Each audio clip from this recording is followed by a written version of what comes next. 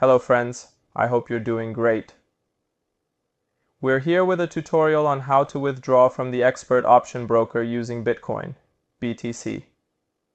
As you saw in the previous tutorial, we funded our account in this broker using the Bitcoin method, and now we intend to withdraw this balance. For this, we click on the Finance option, and then go to the Withdrawal section.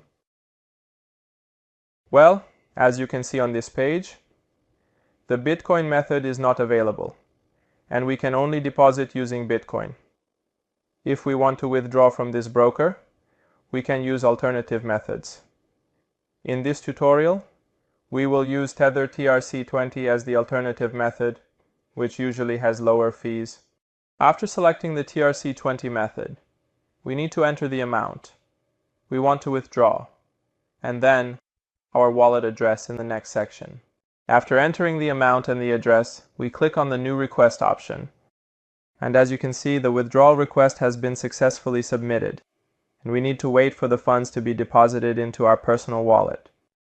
To view the details of this transaction, you can click on the Payment History option. Or if you were on the main page of your account, click on the Finance option, and then Payment History.